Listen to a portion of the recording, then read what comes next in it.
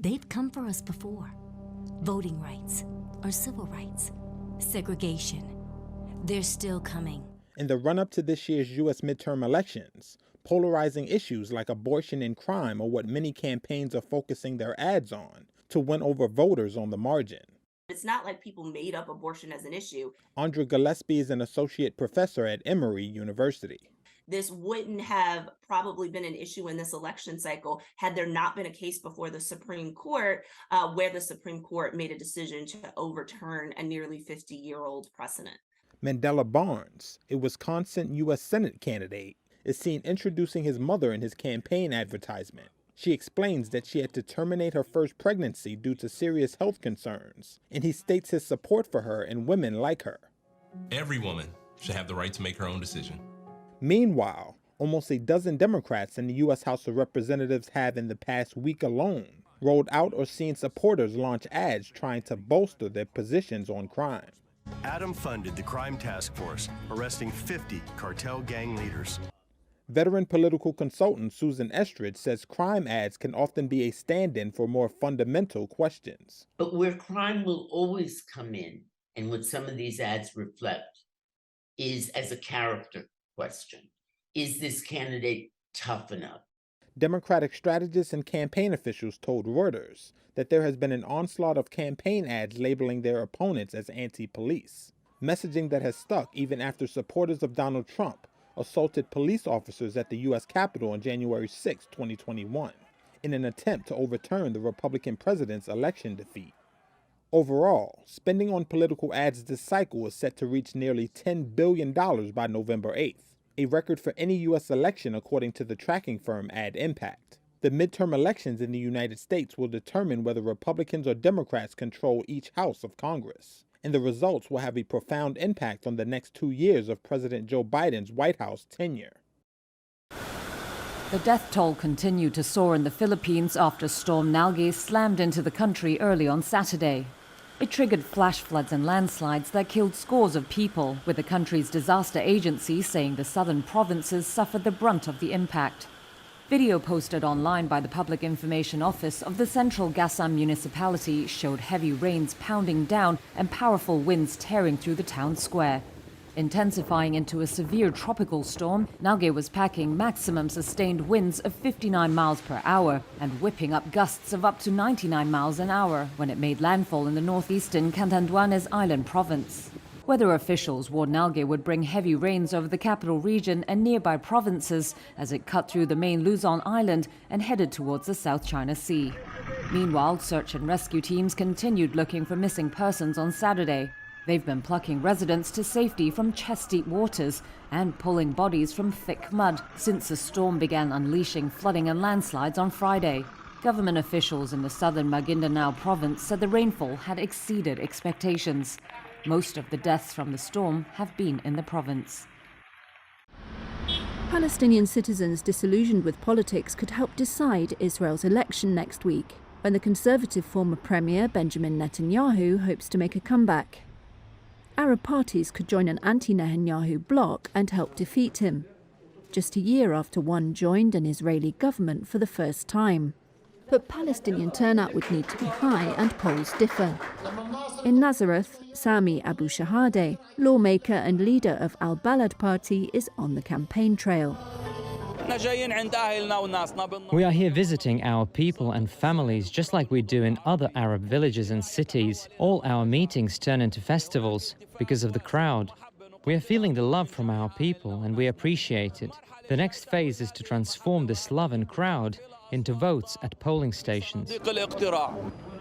But it's the rise of the United Arab List, known by its Hebrew acronym RAM, that has shifted the debate in Arab-Israeli politics. The Muslim party won 4 lawmakers last year and broke with tradition by joining a coalition government.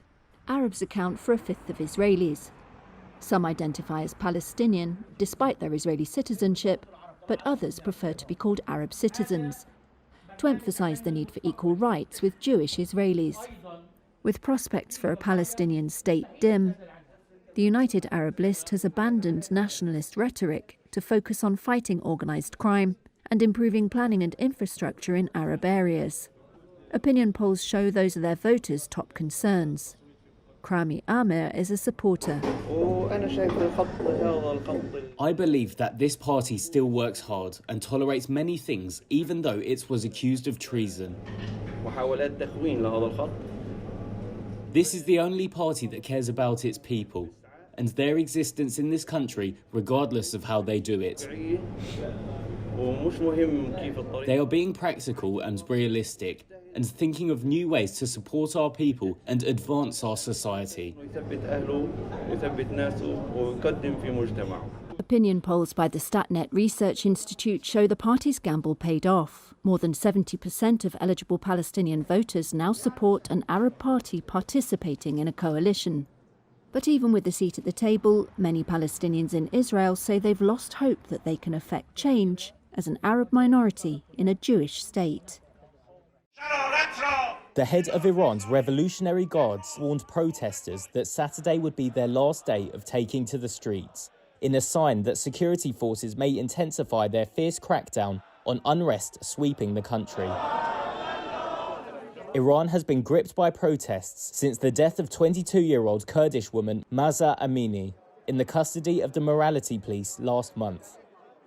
Speaking on Saturday, Guards Commander Hossein Salami spoke in some of the toughest terms used since the crisis began. We will turn up at your door with these very same youth. We will not leave you alone. Know that we will take revenge. Iranians have defied such warnings throughout the popular revolt, in which women have played a prominent role. The Revolutionary Guards, who reports directly to Supreme Leader Ayatollah Ali Khamenei, have not been deployed since demonstrations began last month. The widely feared force has a track record of crushing dissent. Iran's clerical leadership blames the crisis on its foreign enemies, including Israel and the United States. Rights groups have said at least 250 protesters have been killed and thousands arrested across Iran in the protests. There were more reports of fresh bloodshed on Saturday. The Intelligence Ministry and intelligence arm of the Revolutionary Guards have accused spy agencies from the US, Britain, Israel, and Saudi Arabia of orchestrating the unrest to destabilize the Islamic Republic. There are also reports of ill treatment, as I mentioned, of detained protesters. The United States will next week put the United Nations spotlight on Iran's protests and look for ways to promote credible, independent investigations into Iranian human rights abuses. Paul Pelosi, the husband of House Speaker Nancy Pelosi, was, quote, violently assaulted after a break-in at the couple's San Francisco home early on Friday. That's according to a statement from the Democratic Speaker's office that read, quote, the assailant is in custody and the motivation for the attack is under investigation, adding Mr. Pelosi was taken to the hospital where he is receiving excellent medical care and is expected to make a full recovery. The top House Democrat, who is second in line to the presidency after the vice president, was not at home at the time of the early morning assault. The circumstances of the attack on the 82-year-old were unclear, including how the intruder got into the home. A San Francisco Police Department spokesperson and a spokesperson for Pelosi's office did not immediately respond to requests for comment. A statement from the United States Capitol Police said their agents were assisting the FBI and local police in the investigation. The assault comes less than 2 weeks before the November 8th midterm elections, in which control of the House and the Senate is at stake. As a Democratic leader in Washington and a longtime representative from one of America's most liberal cities, Pelosi is a frequent target for Republican criticism and is often featured in attack ads. Oh my gosh, they're just breaking windows, they're doing all... Her office was ransacked during the January 6, 2021 attack on the U.S. Capitol by supporters of Republican former President Donald Trump, some of whom hunted for her during the assault. Okay, thank you, Governor. I appreciate what you're doing.